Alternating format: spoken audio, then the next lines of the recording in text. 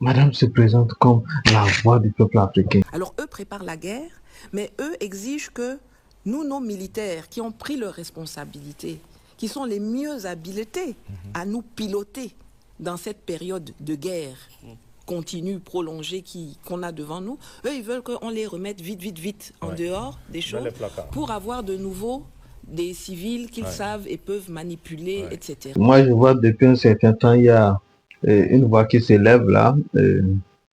Et c'est celle de Madame, celle qui est en Suisse, là, Madame Nathalie Yam. À première vue, elle se drape dans les oripeaux de la justice de la souveraineté africaine. Mais ne soyons pas On est en guerre.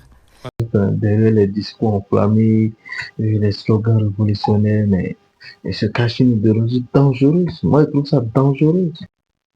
Madame se présente comme la voix du peuple africain, mais elle parle depuis la Suisse, dans un confort occidental qu'elle prétend abolir. Et c'est pas sérieux.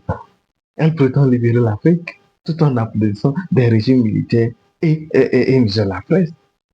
Est-ce cela la souveraineté? Une soumission à d'autres puissances impériales sous prétexte de chasser l'ancienne? Est-ce ça la souveraineté?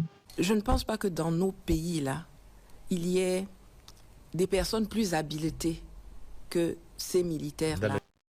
Elle rejette en bloc les institutions internationales, qualifie la démocratie de façade occidentale, et elle pousse même des foulées plutôt qu'à construire. C'est pas sérieux. On continue la fin. Dans ce discours, j'ai remarqué, la nuance est absente. Toute critique de l'Occident et devient une vérité absolue.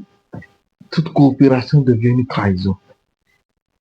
Tout contradicteur devient l'ennemi du peuple. On continue la fin. Que quand on regarde la situation, on se dit, ceux d'en face, ils ont plus d'argent que nous. Ils ont des armes plus perfectionnées que nous. Ça peut être vrai. Hein, si nous avons les ressources. Eux, ils ont l'argent. L'argent, c'est du papier.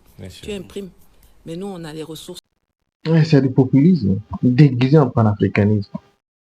Ça n'a aucun objectif en fait. Semer le chaos, détruire les ponts et ériger des murs entre l'Afrique et le reste du monde. C'est tout l'objectif. Il ne s'agit pas de libération, il ne s'agit pas de... C'est une manipulation. On n'a pas besoin de ça en fait. On n'a pas besoin de prophètes de haine. Jamais, plus jamais, vous allez dire à quelqu'un que vous combattez les terroristes. Vous êtes les terroristes. Vous êtes le terrorisme. Nous avons juste besoin de bâtisseurs, de penseurs, de leaders capables de conjuguer mémoire et avenir, colère, responsabilité. C'est ça. La colère, la responsabilité. Il faut conjuguer les deux. L'Afrique mérite mieux que les illusions. Elle mérite une émancipation vraie. Une émancipation faite d'éducation, d'institutions fortes et de coopération équilibrée. Oui, je dis bien, de coopération équilibrée. Pas de théâtre ou de gains médiatiques ou des idéologies autoproclamées se nourrissent de division. Non, mais on n'a pas besoin de ça. Avec TikTok, c'est gâté. Oh la famille, c'est gâté. Madame, ouvrons les yeux. L'écho de la voix de Madame Nathalie Yam n'est pas celui de la libération. Mais c'est celui du repli, de la rancune. On en veut à tout le monde. Sachez que nous vous voyons, nous vous déshabillerons, nous vous réclamerons des comptes. Vous êtes nos adversaires et nous vous combattrons avec la dernière énergie. Hein? Aujourd'hui, c'est la France, demain, c'est l'Algérie, après, c'est la Côte d'Ivoire, c'est le Bénin. Non, mais la famille, c'est pas sérieux, ça. Cette dame-là prétend incarner la voix de l'Afrique libre. Mais c'est pas ça, c'est pas ce qu'on constate. Ce discours vérité joue sur les émotions les plus brutes, la peur, la haine, le ressentiment. Elle offre à des peuples blessés une cible facile. Oui, la France est devenue la cible facile de tous les Africains. L'Occident également. La démocratie libérale, ouais. La démocratie est une mauvaise chose, selon Nathalie Yam. Jean Ibrahim Traoré, lui, il est né comme ça pour être, voilà, un grand leader, voilà. C'est pas le peuple qui doit le choisir, non, non.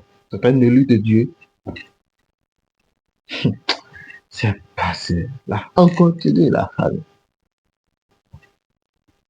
On constate derrière sa rhétorique de souveraineté, elle soutient des régimes autoritaires. des régimes militaires, des régimes opportunistes. C'est ça qui n'apporte ni justice, ni prospérité, ni liberté à leur peuple. Moi, j'appelle à la zététique, en fait.